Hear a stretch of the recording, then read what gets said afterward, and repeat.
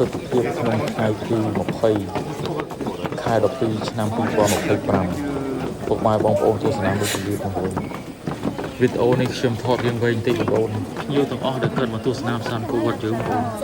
គ្រប់ជាតិសាសន៍ទាំងអស់បងប្អូនមិនមែនមានតែភ្ញៀវអឺរ៉ុបទេបងប្អូនមានឥណ្ឌាចិនម៉ាឡេរុស្ស៊ីគ្រប់ជាតិសាសន៍ទាំងអស់បងប្អូនទស្សនាមើលយឺតៗបងប្អូនខ្ញុំថតឲ្យបងប្អូនមើលយឺតៗបងប្អូនទស្សនភាពទាំងអស់នេះឯងបងប្អូនដែលយើងត្រូវចែករំលែកឲ្យគេបានឃើញក្នុងឱកាសឆ្លងឆ្នាំខាងមុខនេះឲ្យមានភ្ញៀវមកទស្សនាកាន់តែច្រើនទោះបីជាប្រទេសយើងមានបញ្ហាក៏ដោយបងប្អូនពួកយើងត្រូវរឹងមាំផ្សព្វផ្សាយអ្វីដែលពួកយើងមាននៅក្នុងប្រទេសយើងឲ្យគេបានឃើញគ្រប់គ្នានៃភ្ញៀវទាំងអស់នោះដែលកើតមកទស្សនាគឺកើតមិនខាន់សែកើតមិនបោះបង់ការដើរលេងរបស់កើតមកទស្សនាផ្សារកូវត្តយើងទេបងប្អូនអត់មានអីទេមានតែពុកម៉ែបងប្អូននេះឯងជួយចែករំលែកទាំងអស់គ្នាទៅបងប្អូនមើលពណ៌ប្រាសាទប្រែទៅជាពណ៌មាសភ្លាម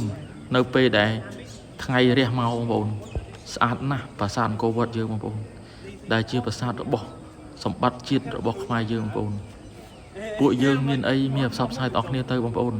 17លាននាក់ជាជនជាតិខ្មែរបងប្អូនយើងចូលរួមផ្សព្វផ្សាយទាំងអស់គ្នាឲ្យមានភ្ញៀវមកលេងរាល់ថ្ងៃមិនថាប្រទេសណាទេបងប្អូនគេបានឃើញវីដេអូនេះហើយគេនឹងមកលេង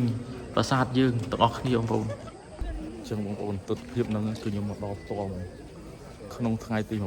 20 ខែ 12 ឆ្នាំ 2025បងប្អូនកុំភ្លេចជួយ share ម្នាក់មួយឲ្យភ្ញៀវនៅតែបន្តមកទស្សនាប្រាសាទអង្គរវត្តយើងអរគុណច្រើនដែលបានតាមដានវីដេអូនេះពីដើមដល់ចុង